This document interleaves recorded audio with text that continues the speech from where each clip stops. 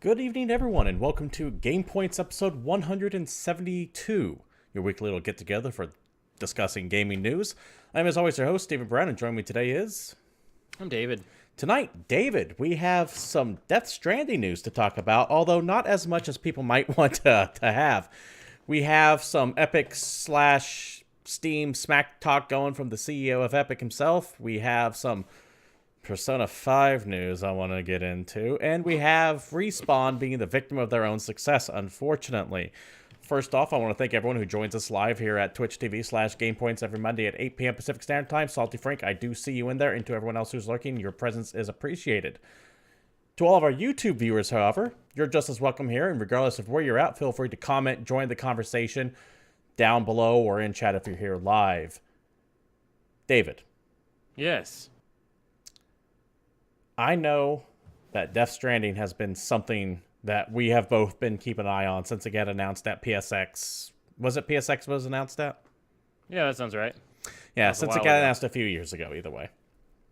Did you see this interview that Kojima and Norman Reedus, not interview, more like a panel at Tribeca that Norman Reedus and Hideo Kojima gave? I specifically avoided it because I knew it was going to be nonsense. We talked about it, I think, at a decent length, that it was rumored like, oh, Death Stranding news. We're going to learn a bunch about Death Stranding. But I knew it wasn't going to be that, and I didn't want to sit there with bated breath and getting my hopes up of a thing that wasn't going to happen. So I instead decided to not do that. Okay, fair enough. Fair enough. Introspect, thank you for showing up as well. Good to have you in chat as well. I understand that. I didn't watch it either. More or less kind of the same reasons, because they were out the gate more or less stating, hey, this really isn't going to be about the game as much as it's going to be an interview between how Kojima and Reedus got together and their relationship over this game as opposed to the game itself. So they made it very clear going into this what this was going to be. That's just not how the news media reported it, which was annoying. Yeah. So what we have coming up here are tidbits that we're able to glean about the game itself. If you want to watch the interview itself, you could probably... It wasn't able to be recorded, but I'm sure someone leaked footage out of it. But what we have are tidbits that we're able to glean from the game itself, and the sources for this are from Entertainment Weekly, Alternative Minds, and Daily Dot. All quotes and everything will be attributed to one of those three sites if you want to go check them out. Of course, as always, links will be provided down below. First off, the head of the story. Last week, Kojima and Reedus met with fans of a Tribeca Film Festival to talk about Death Stranding. During the panel that was moderated by Jeff Keighley, of course it was, because Jeff Keighley and Hideo Kojima have like this very special relationship, and it shows over the years. Anyways, the panel was moderated by Jeff Keighley. Hideo and Norman talked about development of the game, what we could expect from the characters, and how Hideo came up with the idea of the game, the way Hideo Kojima pitched the game to Norman, and much more. You can see those... I know for a fact audio is out there. I don't know about video, but audio is out there. To give you an idea of what the game is finally going to be, because we still really don't know what the hell Death Stranding is, other than it's being directed by Kojima. Kojima stated that this is going to be an open-world action game, and that he wants the player to freely make decisions for the character when it comes to the action, story, and traveling. This is similar to how Snake in Metal Gear Solid 5, The Phantom Pain was, where you can make your own decisions on how you want to complete the mission. So it sounds like he's setting this up to be a... do Objective X. How you do Objective X is completely up to you. Well, that's exciting because Metal Gear Solid 5 was the most fun gameplay-wise of all the Metal Gear games. I absolutely agree. When it came to gameplay, Metal Gear Solid 5 is the best. Now, the big worry there is Metal Gear Solid 5 is the absolute worst when it comes to story. The Phantom plot. Hopefully, the fact that he kind of just has his own reins and his own amount of time to work on this means that we don't get what we got with that game, but who knows. I feel like pacing in an open world game is almost impossible most of the time. Right. We still have no goddamn idea anything about the plot or even how gameplay is going to be. I know he says it's an open world game, but fuck. How do you define what an open game world plays like? Is it going to be Far Cry 5? Is it going to be Days Gone? Is it that's such a broad category. It tells us nothing. So all I know is something about baby transport. We don't even know if that's actually a baby. Is it a baby? Is it his own fucking clone? Is it a living memory repository? Is it a fucking protective seal for like a diamond that you fucking cut that bastard open and rip the diamond out when you're done and just throw away the carcass like you're Christopher Reeve sucking out the bone marrow. Wow. I guess all of the above. They did touch on what the theme of the game is going to be. The main theme of the game is widely discussed about connection, and Hideo Kojima intends that the player to connect with other players and characters in the game along with the world. Now, this is something he's been harping on almost since the beginning. He's like, it's about how we make connections with each other, and people started theorizing maybe it's social media aspect or the internet's involved. Maybe it's got some wacky online nonsense, but has interactions more like Journey than anything else. Yeah, we just don't know. It might read your Twitter and Facebook and go, you need to deliver this fetus to David Smith because he's about to have a baby with insert other Facebook name here or something. We have no fucking clue. That would be ultimate level creepy, and I don't like that at all. Yeah, Introspect in chat says he's a post-apocalyptic dystopian stork. And that could be the case. You could literally be delivering information babies or clones to people on your friend's Facebook or Twitter or whatever, which really bothers. I hope that's not the case, because if you don't use social media, it felt like you're going to be missing out on the big point of the game.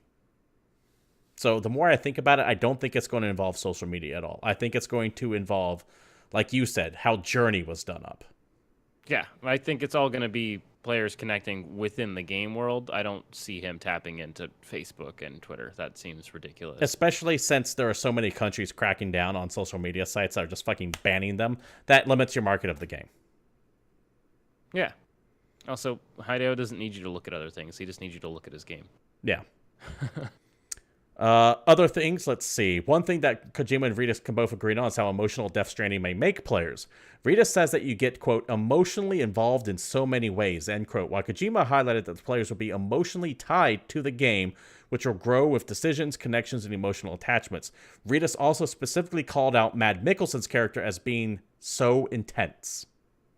That's pretty cool. I mean, you don't use Mads Mikkelsen to not make him super intense, right? I mean, the guy just looks like he's about to murder anyone at any second. Or also, it seems like a game that might build up on your decisions and the way you play the game. It's like a very reactionary title. I want... After all this shit, we still have no idea what it is. Nope. And that's really bothering. We've had like 2 trailers and don't know anything. Yeah, Salty Frank says it could just be an art piece with no clear meaning. That very well could be it either. That reminds me of... oh, god damn. It was a PlayStation 3 title, like Shadows in Darkness or something like that. I can't quite remember what it was called, but it was similar to that style, to where it's like, hey, this is a fucking art game. Maybe? I don't think so, but it could be. That's what I fucking hate about all of this. This game, we've been talking about it for at least 2 years now, if not more. And we don't still have any clue about what this game is about, besides, like you said, 2 big trailers and a bunch of small teaser, like, actor reveals. Yeah, that's great. I don't need to know. Bring it on. Let's go. Just release it at some point. I will say this. At least they're not, like, trumping this up every single month. Yeah, it's not like every dragging it back out. Like, hey, guys, Death Stranding. Look at another weird teaser where nothing happens, and then there's some weird spooky stuff on the ground. I get it feels like that, but compared to some games, it really isn't. Like, we really do only talk about Death Stranding once every 4 months or so, it seems. I could be totally wrong on that, but it feels like about once every 4 months. I just want to know how long the ending movie is. Who knows? I feel like I should get a warning before you go into the final cutscene saying, notice, you should save. End cutscene about to start. You need 4 hours. Right. I want to say he also said it was going to be anti-nuke. For some reason, I'm not seeing that on here, but I think he did say it was going to be anti-war, anti-nuke. But that's, I mean, once again, welcome to a fucking Kojima game. War never changes. So let's see. Let's go to chat real quick. Salty Frank says that's what Metal Gear Solid 5 felt like it wanted to be, so maybe that's what Kojima wants to go into. It very well could be. Introspect asks, have you guys seen the in-depth conspiracy theories of Death Stranding? Yeah, people get way into the rabbit hole on this. I don't think any of them are going to be right when it comes down to it. The connections to Silent Hill and PT, no way in hell. Konami would sue Sony so fucking fast. So that's just not going to be the case. We do know that, despite me saying we're not getting this dragged out too often, that there is going to be new footage of the game next month, which could be May. When he says next month, I don't know if he means like a month and a half, or if he actually means a hard trailer of some kind before the end of May. We'll find out. So we'll definitely find out. Also did confirm there is no PC version, which makes sense. Sony's bankrolling this thing. He went to Sony. He got the engine from the Horizon team and started working on it to make a Decima engine for the PlayStation. So, yeah, that makes sense. Yeah, this is going to be... So people who are thinking, oh, maybe this will come to PC like Metal Gear did. Metal Gear wasn't bankrolled by Sony. They were bankrolled by a third party who doesn't have a home console to stick their shit on. Yep. I'm calling a PS4, PS5 cross-release. That's exactly what I'm thinking. In fact, if you recall the Mark Cerny interview from last week, while he did not come out and say it, more or less was heavily coy about being asked, hey, are there going to be some cross-play games? Well, not cross-play. I don't want to use that term. But releases that, here's your PlayStation 4 release, and then here's your PlayStation 5 release of the same game, like back in the PlayStation 3, PlayStation 4 days. Super coy about that, so that is something I am expecting to be the case here. Odds of this being a PlayStation 5 day one release. What do you think? I would like that to be the case. That would be rad. That would be a really cool game to have on an actual console launch day, like a legitimate full-budget AAA title on a launch day. I don't see it happening. Okay. You think it's 3 months after the console releases? I think they'll try their damnedest, but 3 months after seems like a pretty safe bet. Okay. Sounds good. Of course, let us know what you guys think about all this Death Stranding nonsense that's been going on for the past 2 years down in the comments below.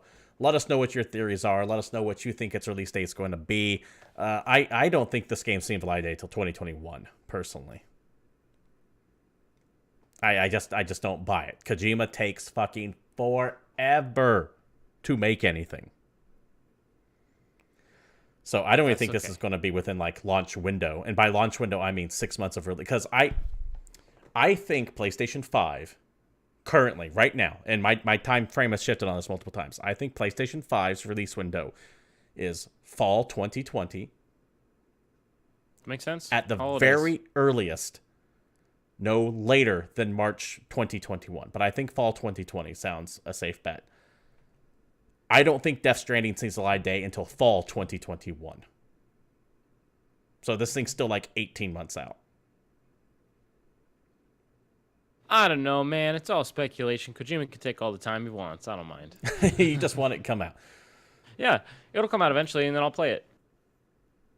Salty Frank says he wouldn't want to be a PlayStation 5 launch title with the way that thing's pricing. Yeah, if the rumors of PlayStation 5's pricing are... See, I'm convinced it's $499, but the specter of $599 is getting talked around, and I refuse to believe they would make that mistake again. But let's say, for argument's sake, it is $600.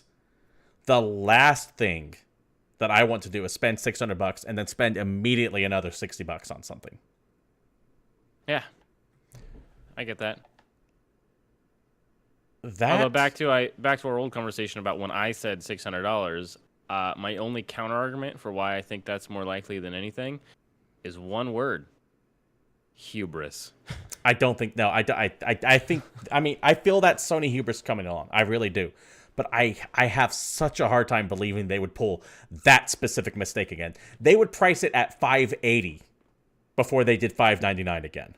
Or even $620. Or like $560, some weird nonsense. Yeah. So, all of that said, I just this idea popped in my head. What if it launches at $499 or even impossibly $399?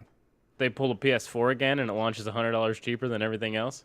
But they announced that their games are $69 and $79 a pop instead of $59. I'd take the cheaper console. Okay. 100%. No issues. I buy most games on sale anyway. And yeah, they won the console war of this generation. It's their turn to make the mistake again. It's their game to lose right now. And if you were to ask me today what I think that Sony is losing the fight right now for the next generation, solely because of just lack of information about it. What do you know about the next Xbox? Let me amend my phrase. You're correct on that. Let me amend that. I was like, wait, we don't have enough information. Let me amend my statement a little bit. Lack of information on Sony's plans for the future in general.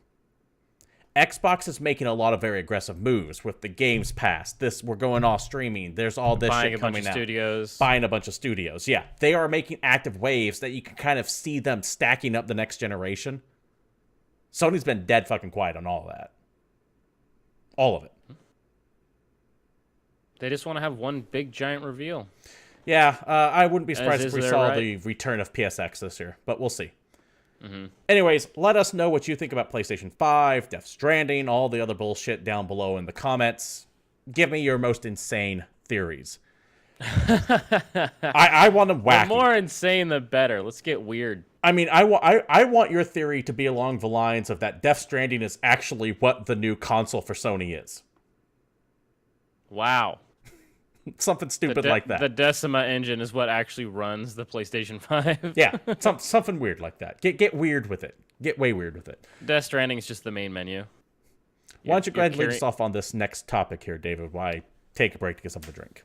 Well, if you don't want to talk about the craziness that is Death Stranding, we can instead talk about the craziness that is the Epic Game Store. And how, turns out, surprising no one that pays attention, exclusives are selling well on the Epic Game Store. Yeah. Because most gamers don't give a fuck where their game is, just that they can buy it. And those people that are publishing the executives are pretty happy because they're making a ton of money. And it's funny because recently, in a tweet from Tim Sweeny, who's the CEO of Epic Games, who are the guys that put together the Epic Game Store, said on his little Twit stream, whatever you call that, if Steam committed to a permanent 88% revenue share for all developers and publishers without major strings attached, Epic would hastily organize a retreat from exclusives while honoring our partner commitments and consider putting our own games on Steam. So, which is the funniest shit that has happened this year. This entire thing is just pure drama. And I don't fucking believe Tim Sweeny when he says this for a goddamn heartbeat. Because he's making a statement that he knows Steam can't actually do. Steam cannot do this. They just can't. The way they're set up, from what I understand, I've been looking more and more into it. No one has any hard numbers that come out of Steam and Valve and all that. But from what I understand, they have a lot of things that kind of just flat out prevent them from doing this revenue share, and he knows that. So, first of all, this is a promise that can never be challenged. Second of all, if for some reason Steam and Valve and whatever you want to call it, I'm using Steam as like the catch-all term, decides to make this 88% revenue share a thing, I fucking guarantee you that Tim Sweeny would not stop buying exclusives. He just wouldn't. He flat out would not. It is too fucking profitable for him. He's got the dick to swing around for it. No one fucking cares, as evidenced by the fact that World War Z, which is an Epic exclusive, sold over 1 million units, and they put out a press statement specifically quoting on that PC specifically, we're performing way above expectations thanks to the support we have received from the Epic Game Store. Additionally, Anno 1800 is the fastest selling Anno game to date, and that is exclusive to Epic and Uplay. So you have these companies saying, fuck, exclusivity is helping us out. The Epic Game Store support is helping us out. We are selling better than we imagined we would be. Also, every game on the Epic Game Store is so much easier to find than every game on Steam because Steam is a cesspool of nonsense. Yes. So this whole idea of, I won't buy Epic won't take exclusives if Steam just commits to 88% is bullshit, in my opinion. He also didn't specifically come out on his own and say, hey, by the way, guys, we'll stop doing this thing if Steam blah, blah, blah. He was in a discussion with several community members on Twitter about, hey, you guys are dicks, and hey, stop doing exclusives, and hey, blah, blah, blah. And he's like, if they could just have a better revenue split, I'm just trying to win the war for the developers. And someone called him out and said, so what? If Steam decided to cut their share to 10% or 12%, then you would just back off? And that tweet was his direct response to that guy. Yeah. It's if Steam... Because the big thing that you mentioned is that it'll never happen, and he's saying it in a safe place. But he was asked a direct question. Hey, if Valve cut their share to 12%, would you do it? And he said, yes. If Steam cut their share to 88.12, then we would stop getting exclusives. Yeah, and I would stop eating fucking McDonald's if China took over Alaska. I commit right now that if China took over Alaska, I would stop eating McDonald's.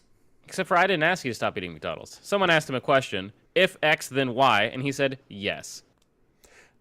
Do you get the point I'm making? Yeah. I understand what you're saying. But he also directly responded to someone who gave him a hypothetical, and he responded to it. He didn't go out of his way to be like, epic press release. By the way, we'll stop doing this if Steam just mans up and gets a smaller split. He answered a direct question from a person. Right. So I feel like that should give you a little bit of a different take on it. No, I don't think so. I think he's just saying that to say it. Now, all that said, I am actually completely fine with Epic Game Store having exclusives. Oh, yeah. I don't care at all. Doesn't bother me. I think that the golden era of PC games being platform agnostic is fucking over.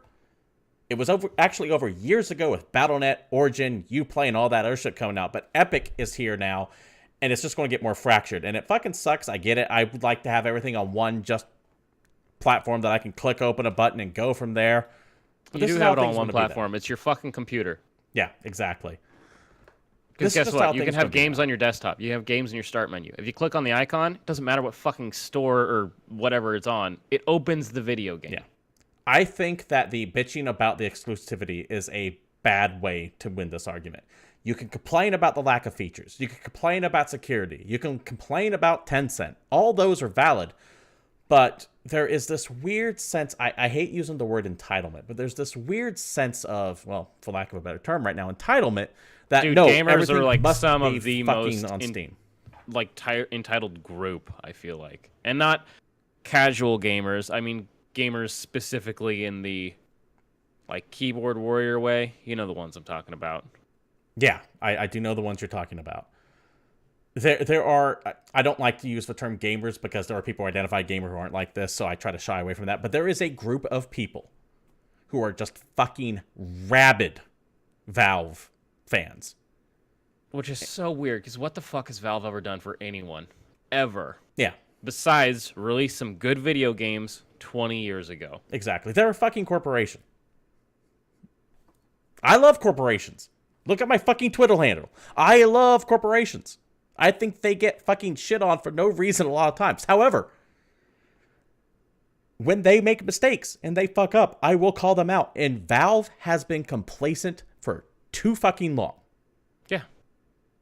They've had no reason to change. The fact that Epic exists means that they have some cause to do anything different, and I'm excited about it. Yeah, same here. Anyways, this entire fucking debate is just over-exaggerated all across the board. And I will always, always, always say, hey, if you don't like Epic Game Store, vote with your wallet. But guess what? Voting implies that the majority rules, and guess what these exclusives are doing? They're making fucking money. So people are voting with your wallet. And that's the thing I said. They are on the losing fucking side. Sorry. It sucks. I get it. I get that there are security problems with Epic. There are security problems with fucking Steam. I'm just so happy that I called this shit. Like, as soon as Epic happened, people got all mad. Like, Epic's doing exclusives. Fuck this store. Blah, blah, blah. And then every Epic exclusive is selling like gangbusters because it's all talk. It is. It really is. I'm so proud of you, Internet. You're great. Anyways, enough of that. Let us know what you think about the Epic Steam bullshit going on here. I do think Tim Sweeny is kind of lying. I'll say I believe that he is lying on this specific topic. I don't think so. I think he'd do it. If Steam came out with a press release tomorrow and said, by the way, 9010, fuck you, Tim Sweeny, he would say, all right. Because if Steam just dropped them by 2%, then a bunch of companies would jump back to Steam, and what's he That's gonna do? why I just Tim Sweeny is going to do whatever makes the most money for Epic. If that means throwing a lot of money and breaking his promise on this, he's going to throw a lot of money at games to make him exclusive and break his promise on this. I don't believe Tim Sweeny when he says we would stop doing this. And that's the crux of this right here. Everything else that people are pissed off about between Epic Game Store and Steam, that's just some weird bullshit that's going on that the vast majority of players don't care about. But let me know what you think down in the comments below. Let me know if you think that Tim Sweeney's telling the truth when he says this. Let me know. See, I feel like we need a poll. If you think Tim Sweeny would pull the trigger on stopping the exclusive program if Valve ponied up that split, say so. And if you think he's lying and he's some kind of dastardly bastard like this other guy does, then say that too. I don't think he's some dastardly bastard. That's just it. See, that kind of touches on my biggest problem with this entire fucking thing right here. You either have to be 100% gun-ho, Valve is everything, and everything else 100% sucks, or you have to go, yeah, fucking Epic Game Store is the greatest thing ever, and fuck Valve, and blah, blah, blah. It's like, no, guys, we can have nuanced fucking takes on this. I think in this specific instance, Tim Sweeny is full of shit. That said, I don't have any problem with exclusives. I like Epic Game Store, but I can look at that and go, yeah, it's fucked up that I can only put one thing in my shopping cart. There is no shopping cart. It's fucked up that Tencent has such a heavy influence over it because I fear Tencent with every fiber of my being. There are valid complaints, but people take these valid complaints and add all this extra bullshit on top. And it's like, guys, just fucking have a nuanced point on this. You don't have to scattershot everything with bullshit. Anyways, moving on. Do you have any final thoughts as we wrap this topic up, David? Oh, no. I think we've gone over it enough. I still think the whole thing's hilarious. One thing I want to bring up a comment from chat here. South Frank says they could pull the trigger on it, then they have the audience and Epic Store now not to need exclusives, and they build a larger audience with every exclusive announced. I'm not...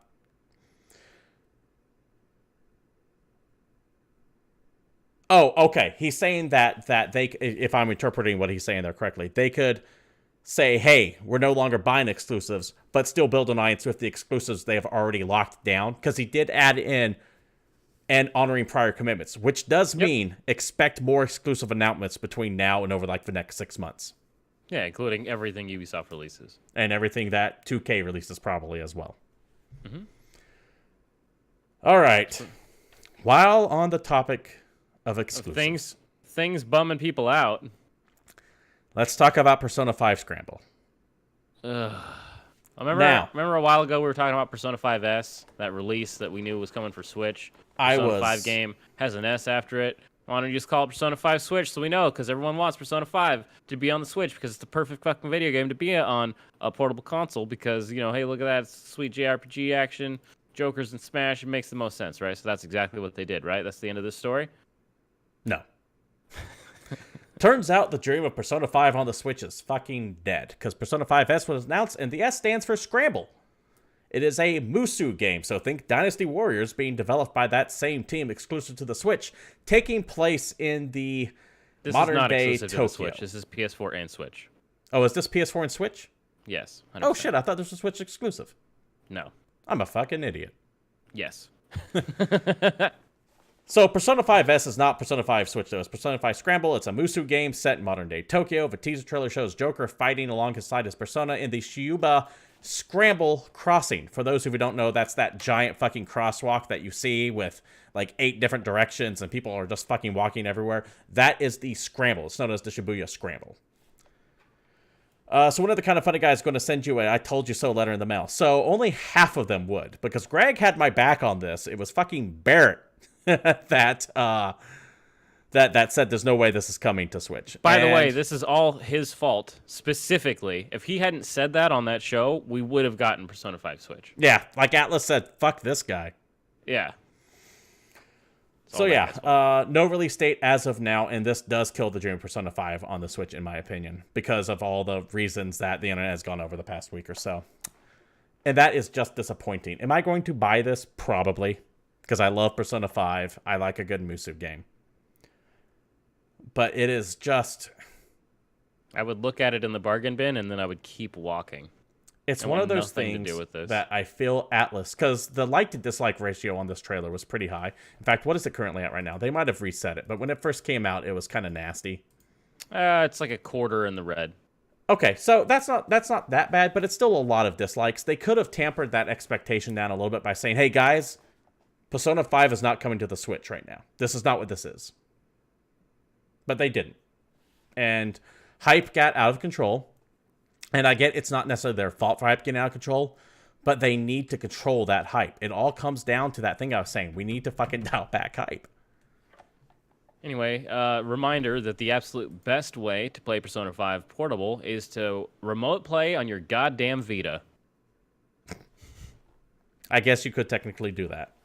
Hey, Sony, guess what? You actually could have bothered to do anything with the Vita, and you would have moments like this where you could be like, check it out, Switch owners. You could play this other thing. You want Persona 5 on the go?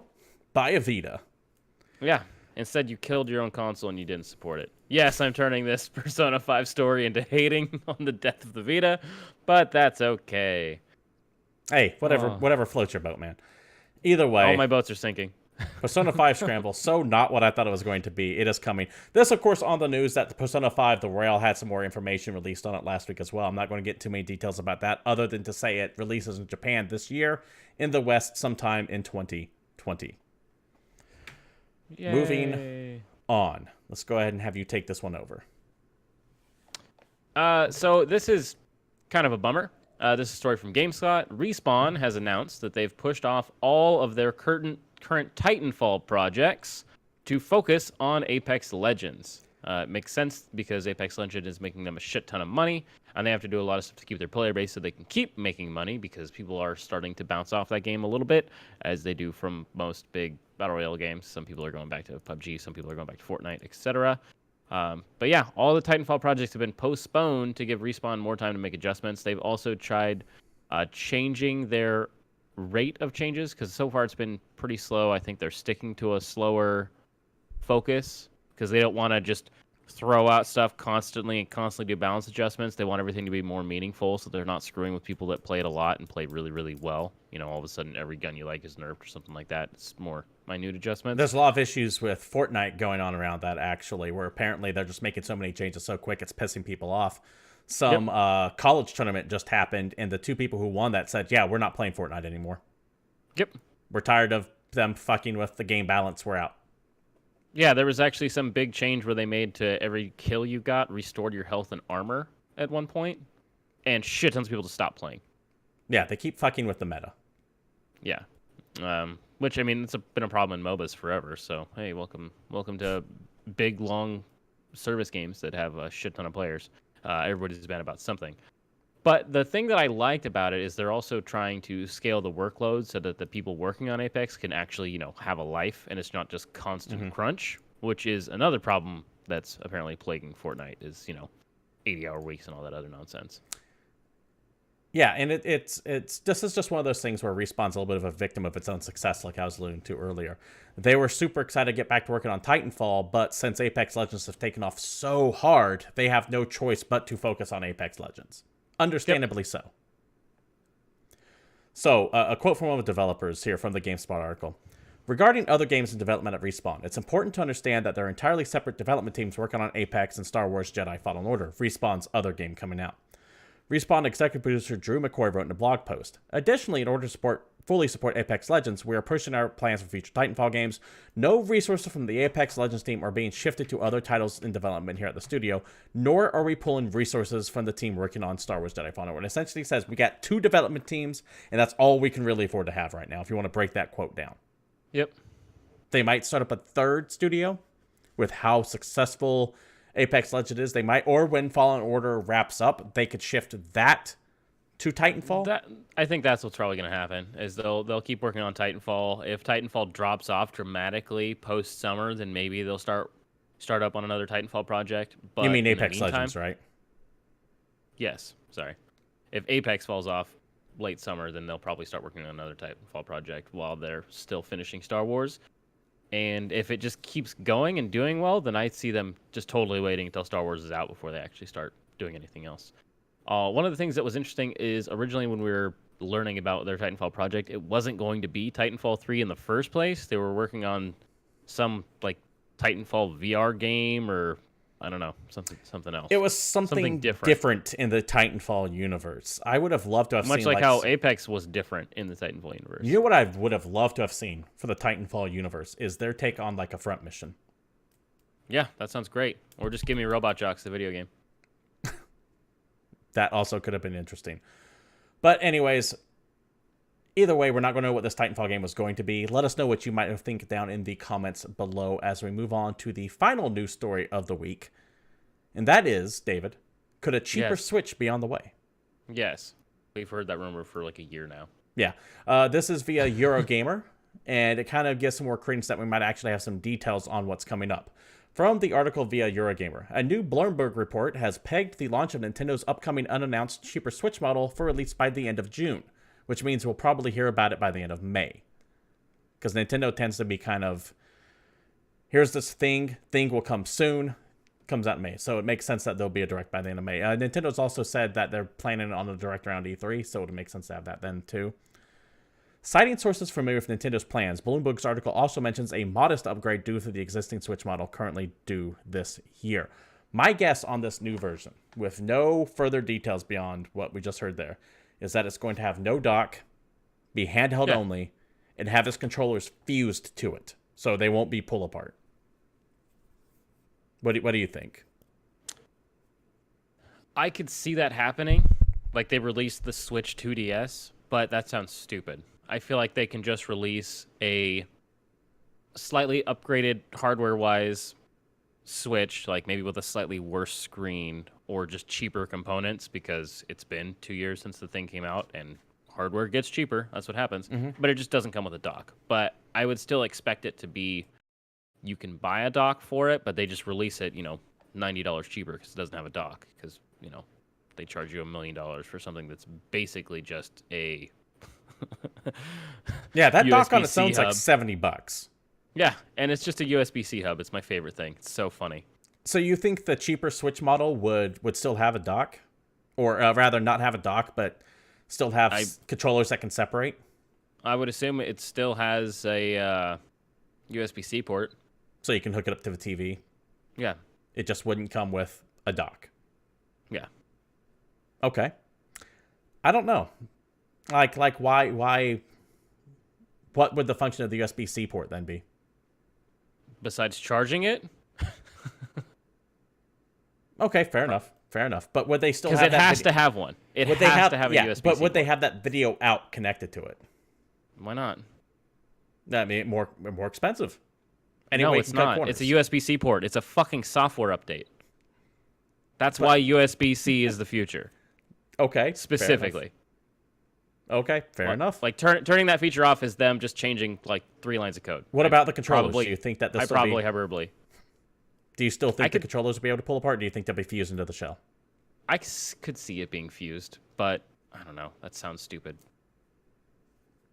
This obviously is not for me, so I have a hard time wrapping my head around it in the first place. Okay. Yeah, I don't need a Switch Go or whatever it might be called, so this isn't for me I could see it being like the 2DS version of the Switch, where hey, here's the one with all the features, here's one that just doesn't do that. Also, Salty, I thought USB-C was standard. I thought that was the whole point, but apparently I'm wrong, and they can be made without video out. So shows what I know. Yeah, so that's what I was thinking. So take that Wired release article I read like 3 years ago. Either way, we'll have an answer to this come June, or probably come early June. You'll probably hear about it. Hold on, what was I going to say? Shit. Either way, the model will probably be released by the end of June. We'll probably hear about it at the beginning of June during E3. Let's see. Introspect says he just wants to Switch not to make my hands cramp after playing for a while. Yeah, that's why I can't do handhelds anymore. A myriad of reasons. I can't look down. It hurts my neck too much. I know most people play their Switch handheld. I believe they have stats that show that. Most of the time I'm playing the Switch, it's on my big TV. Because I can't do this. I can't look down. And I can't look up. I can't do it handheld anymore. Oh man, Salty Frank with the ultimate idea. What if it's a non-portable Switch? That's even better. not only are the handhelds not fused, they don't even attach. It's just a fucking console. Now hold on, let's runs everything better. Comes with a Pro controller.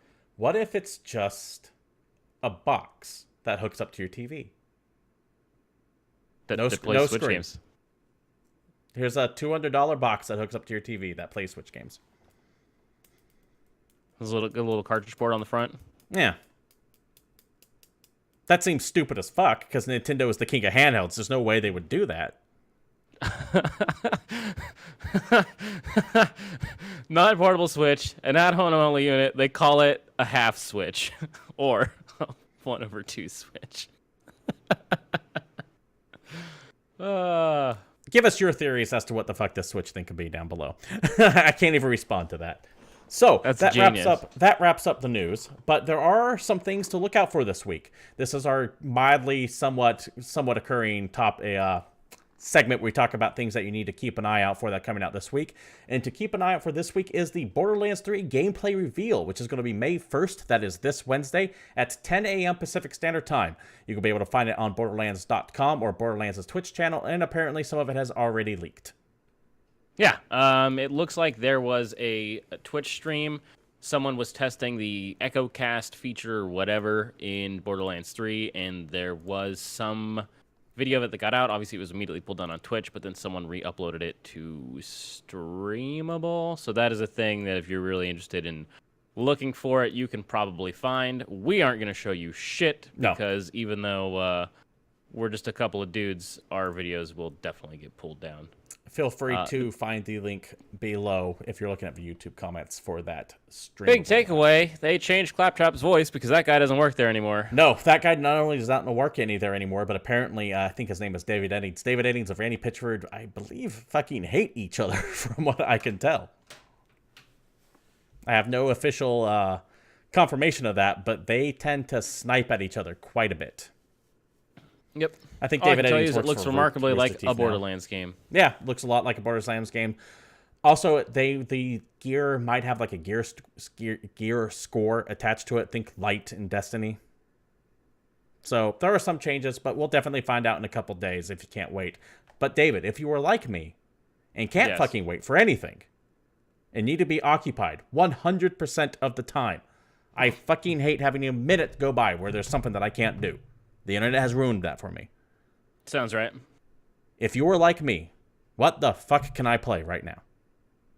I mean, I guess there's new games coming out this week, although I'm also fairly positive that not a single one of the games releasing this week is actually new. Yeah. As in, like, it's a game that hasn't been released already or wasn't in early access or isn't just re-releasing on another console. But let's talk about them anyway. Let's start with Fade to Silence on PS4, Xbox One, and PC. This is a game that's been in early access for some time now. It's actually going into full release. This is a single-player and co-op survival adventure set in a post-apocalyptic world that is frozen over in eternal winter. But instead of just surviving in the snow and ice and trying to find food, nature is also corrupted. Get some monstrous creatures straight out of an Eldritch Hoarder, and they're going to roam the wasteland and try and kill you. So, from what I have seen classic of this game, survival, you gather items, you build a base camp, you get friends, you fight some spooky-ass monsters, you freeze to death, you rinse, repeat. People that I know have to play this game for review, and I won't mention who they are because I think they're under embargo, say that this game is fun to play, but it's objectively bad. Like, they've taken, from what I understand, some borderline Dark Souls combat and thrown it in there, but it doesn't quite work well. But it still kind of works with everything else. The survival mechanics I could go off kind of the Steam reviews because none of those people are under embargo, and this has been on early access for like 2 years. And I say that it's mostly bad, with reviews from the last 30 days being like mediocre positive. Okay, fair enough. It looks cool though. I really want to play this. It does look interesting, but I don't want to spend money on it. Oh, and that's the funny part is it's currently still at its early access price until, I don't know, 15 minutes after this show airs. So sorry, YouTubers, which is like $30, and I think that's going to go up to a full release price. Who knows what it goes up to? But if it goes up by $1, that's too much. Yeah, no, I agree. Also coming out this week, Final Fantasy XII, The Zodiac Age. Wait, David, that game came out in March 2006. Yes, it did. But this week it's coming out for Xbox One and Switch. This is the role-playing video game developed and published by Square Enix for the PlayStation 2 back in the day, and is the first Final Fantasy game to be released after Final Fantasy XI. It is also the first Final Fantasy game that I didn't complete after Final Fantasy XI, because I said, why the fuck would I play an online game? That's not what I'm here for. Played this game for all of an hour and a half, decided it was garbage, returned it, and never played a Final Fantasy again. If you, for some reason, love Final Fantasy XII, because I know there's a bunch of you that do, you probably already knew about this. If you're like me and you think the franchise died as soon as they made an online one, move on. So a couple things to that. Yeah. You can definitely see a lot of MMO DNA in 12.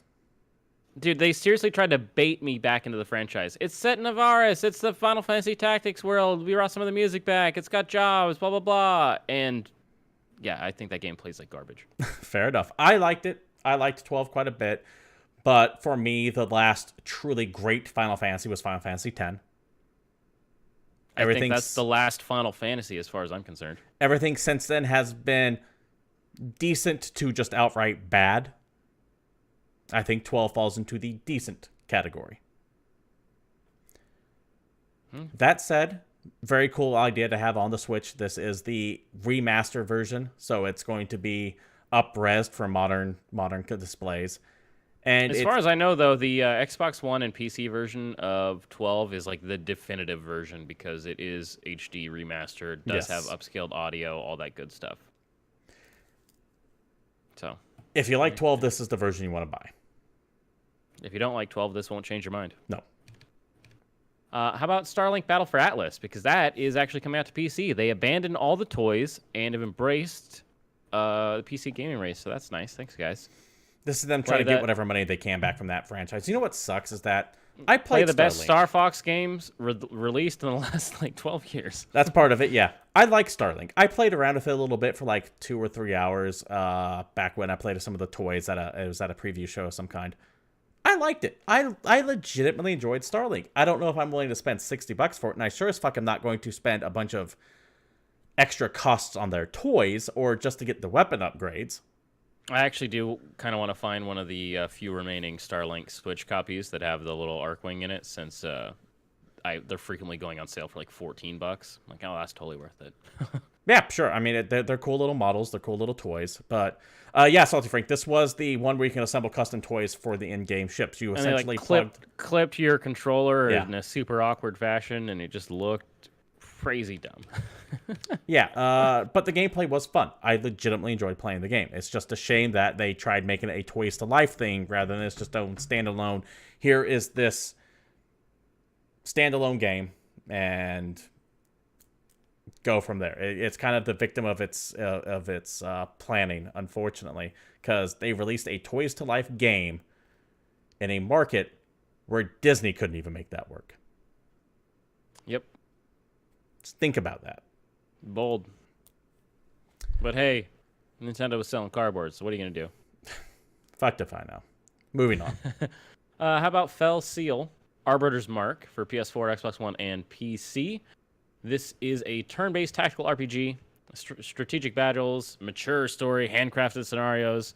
You get a bunch of arbiters, customizable characters, giant selection of classes and abilities. This is kind of a classic style tactical RPG, except for the art, which is a very stylized 2D. I actually think this game looks pretty good. It's been on early access on PC since August 2018. It's very positive on there at the moment. So take a look. The game looks pretty, but has a bunch of generic descriptors. Yeah. Which is troublesome, but I don't get mad at any tactical RPGs. I think all of them should exist. They all have their place. Tales of the Neon Sea for PC is an indie adventure RPG where you're basically playing as a 2D side-scroller set in like that pixel art little world where it's cyberpunky and intriguey, and there's humans and robots, and you're playing a dude that, as far as I can tell, is Adam Jensen. And you're just side-scrolling your way to victory. Sorry, I had the trailer playing there for a second. It was some bar music. Is it a side-scroller? It looks like it. It looks like Zelda 2. Are we talking about the same game here? Yeah, I'm pretty sure I am. The like moment to moment walking around, adventuring, talking to people. Oh shit! I have the music on. Sorry if I blew out your ears. God damn it! I keep trying to like look at this trailer here. You could do that maybe before or after this show that we do live here. Yeah, on Twitch you figure TV I could, but why would I ever want to do that?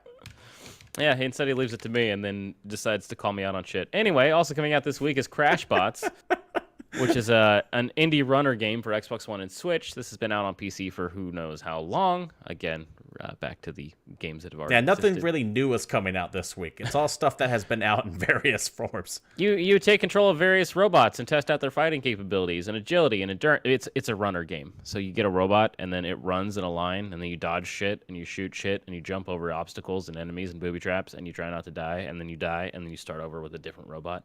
And that's how runners work. I was never a fan of the runner genre. It was not. I get why runners they're popular. are a perfect game for when you're waiting in line on your phone. Yeah, they're like the old every arcade other games. place they exist is unnecessary. Agreed. How about Epitasis? Sure. Yeah, Epitasis sounds about right. PS4, Xbox One, PC. This is an indie adventure puzzle game. So think first person, very puzzle based, smaller scale, but like think Myst Riven, like that style of I'm wandering around, I'm trying to solve puzzles, I'm in the ruins of an ancient civilization, there's relics, there's all kinds of crazy stuff. You're trying to figure out what happened. Looking at this, it reminds me a lot of the Talos Principle. Oh yeah, I can see that. It's another like wander, solve puzzles kind of game. Just at first blush, it reminds me a lot of the Talos Principle. Cool. What else? Giga Wrecker Alt for Xbox One and Switch. This is a side-scrolling 2D action platformer. The big story here is this is the game that was released on PC in 2017 from Game Freak, who, if you don't know who that is, that's the Pokemon team. They made a 2D action platformer like 2 years ago, and now it's on Xbox One and Switch. You are trying to save mankind from annihilation. It's I don't know. It's a very generic looking 2D action adventure in my mind, but maybe it's fun. I never played it. I didn't even know it existed until this week, and now you do too. We have VA-11 Hall-A, also called Valhalla, but if you look that up on Steam or anything else, you ain't gonna find it. Releasing on PS4 and Switch this week. This is a cyberpunk visual novel.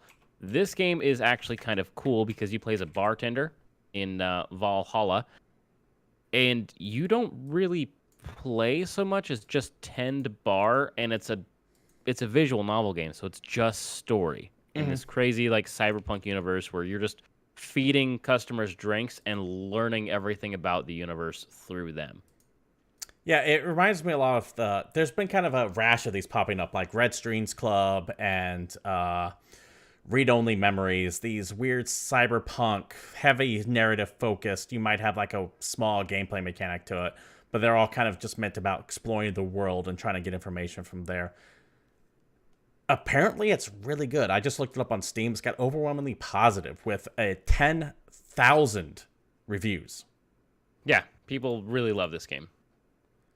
So I'm actually going to add that to my wish list right now. What we're talking about, but it is 3 years old at this point. It's just now coming out to what was it come out to for? PS4, Switch. All right. So yet another port, because this is the weekend of ports and upgrades and early access releases. Also coming to PS4 and Switch this week, if you're not into visual novels, maybe you're into anime waifu dating games. So you could play instead World End Syndrome, being brought to us by Arc System Works, and that's enough of that. Arc System Works, of course, means it's going to be full of just anime titties a-poppin', because that's just what they do.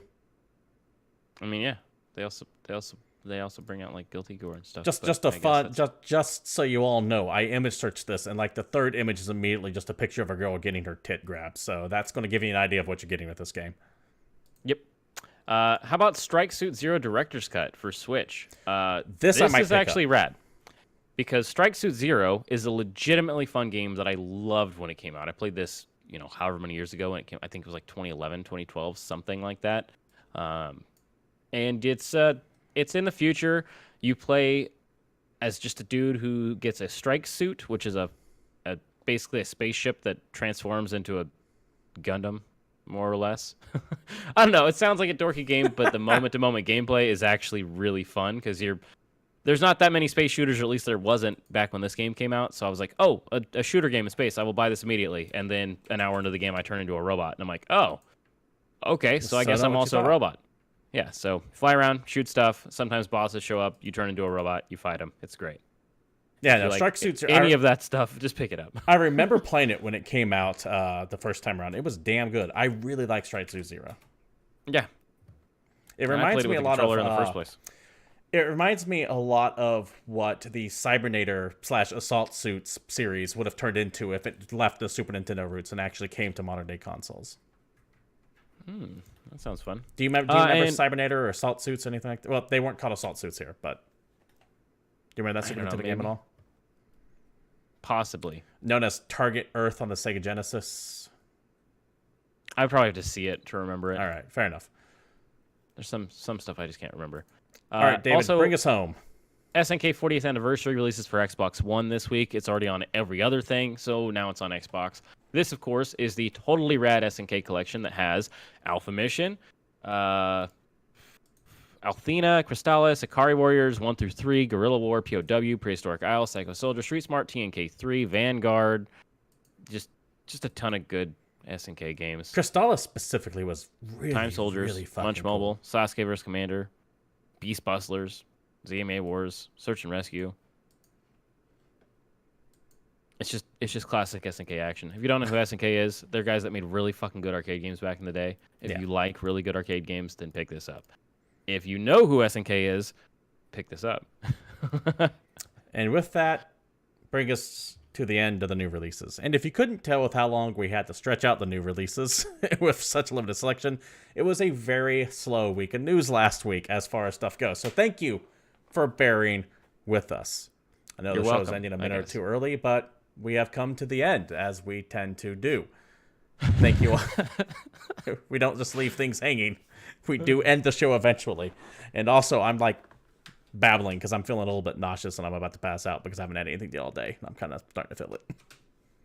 So, this has been Game Points. Are we going to get together and talk about the latest in gaming news?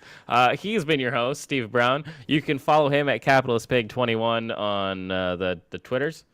And I'm David Smith. I show up most of the time. I'm _Satori on Twitter. I don't tweet ever, but you can still follow me anyway. As always, like, subscribe, all that fun stuff. We got links down below. We got a Discord channel you should jump into and talk to us. Please talk to us. And yeah.